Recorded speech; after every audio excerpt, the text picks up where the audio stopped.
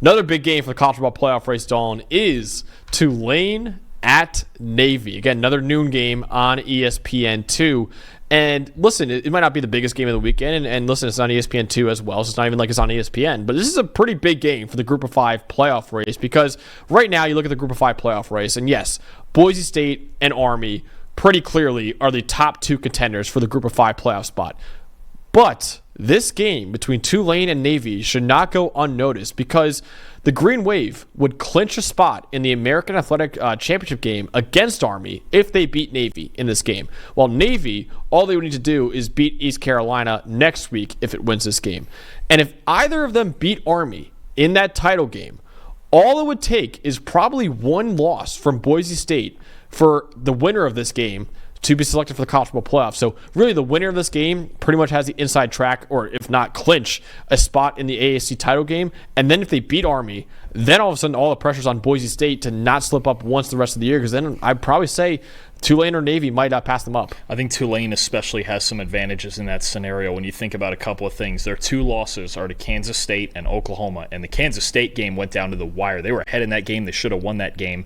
And the other thing, too, there's another big win on their schedule. There's been some talk floated around about how Louisiana down in the Sun Belt only has 1 loss, and they could be maybe a dark horse for that Group of 5 playoff spot. The problem is that 1 loss is to Tulane. Yeah. And if Tulane's got a head-to-head over them, even though they have an extra loss to a Power 5 team, I got to think that plays a part in the decision-making process there. I think especially Tulane in this game, and Navy's still in it, the loss to Rice really hurts them. Yeah, it's more about Tulane. That one hurts. I think you definitely have a scenario here where a team like Louisiana would be rooting for Navy in this game. Yeah, definitely. Right? And I think as far as Tulane goes, look, you control what you can control, right? And they played a tough out-of-conference. They played a really good Big 12 team and an SEC team out-of-conference, lost both games. But I think Tulane has a lot at stake here, especially when you talk about, they can clinch a spot in that title game. They still have another big game coming the last week of the season, I believe on Thanksgiving night against Memphis. Yep. That's a big, big game, right? Even if Memphis isn't in conference title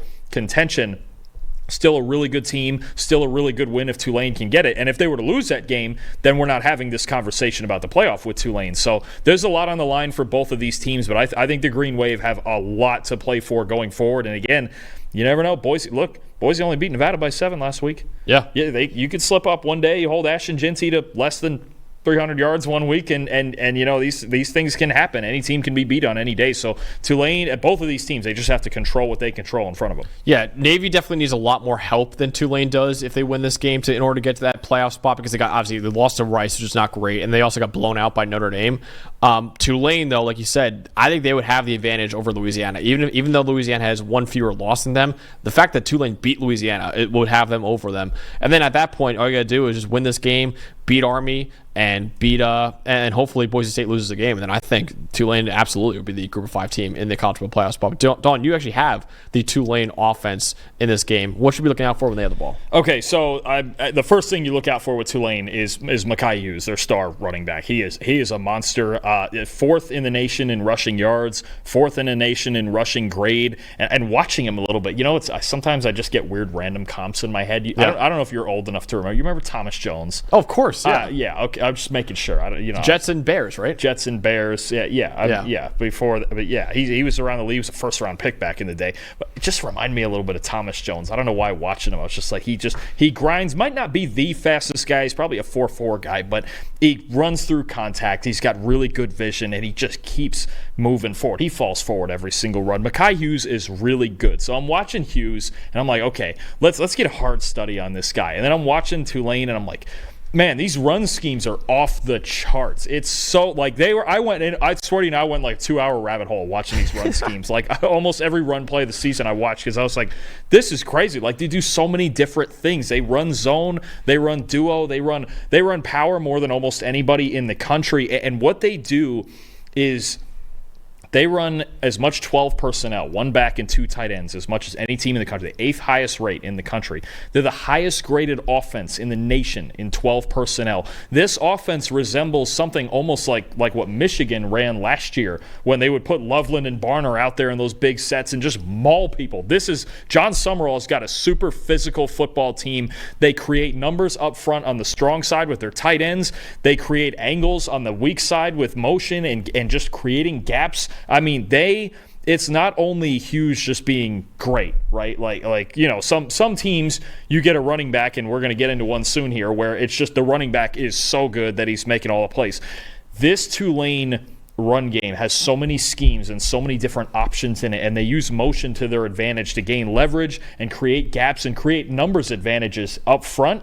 And if you don't shift and if you're not adjusting on the fly to it, they're just going to run you right over. And even when you have a free defender who you go, okay, he's going to tackle Mekhi Hughes. That's Mekhi Hughes. Yeah. This is one of the hardest guys in the country to tackle, so it's very, very hard. And then if you start bringing safeties down, Darian Mensah, he's young, but he's been really good in their play-action game, and he's improving as the year goes on. This is an extremely difficult rushing attack to deal with. And I think all the 12 personnel could be a problem for Navy, who, look, the academy schools generally are just smaller up front. It's different with everything else. That's why they run triple option. Right. It's why they generally run triple option. It's it's with everything else obviously that they have to do as academy schools. Their linemen are smaller. And when you're talking about a team in Tulane that has two tight ends on the field a lot, and they're so good at it, and they just mash you up front, and then on top, so it's hard enough again to have to defend against the schemes. And then Mekhi Hughes is the guy running at you, and it gets even harder. And then the play action works off of it out of those two tight end sets, and you work the ball to Mario Williams on the outside. There's a lot going on here, but it starts with Tulane lining up two tight ends on the field and honestly just kicking the shit out of people a lot of weeks. I'm being honest with you. This is what they do. They're one of the most physical teams in the country. I think it's actually a big reason why they could play with Kansas State earlier in the year, because they can match that level of physicality on both sides of the ball. That's why it looked like such an even game, because Tulane is that physical. I think it's going to be a fun game. Tulane's one of the most fun teams to just watch their running game and watch all the different things they do along with Mekhi Hughes. Absolutely. It's all about the run game in this game for both offenses, obviously, with this being a service academy. So it really is, can Tulane handle Navy's rushing attack? Because, like I said, as is the case with all the service academies, Navy's run game is the lifeblood of its offense right now. The midshipmen run the ball on 73% of their plays. That's third behind only Army and Air Force in the FBS.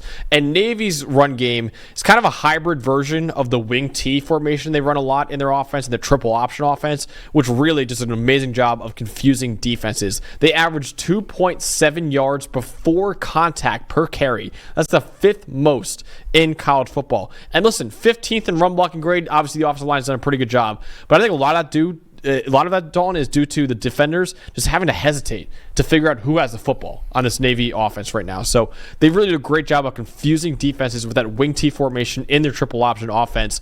Tulane's pass defense has been really good this year, but the run D hasn't been as good. Right now, the Green Wave allow 5.4 yards per carry. That's 104th among FBS schools, and 1.9 yards come before contact, which is 96th in the country. They're going to be very disciplined in their run defense against Navy's triple option attack, or it could be a very, very long day for the Green Wave defense. Yeah, no, and I think it's a different academy, Navy offense than we're used to. We mentioned it when we previewed the Notre Dame game. They get in the shotgun and good them out. They want to throw the football, and I think the one thing, you mentioned the run game, and that's an even greater premium for Tulane in this game, but the one thing I'm worried about for Navy is, remember how we were going into that Notre Dame game and Blake Horvath was raging hot, throwing touchdowns? That's come to a complete halt. His last 4 games, he has a 39 passing grade with no big-time throws and 8 turnover-worthy plays. I thought it was a really unique look early in the year when you had this Navy team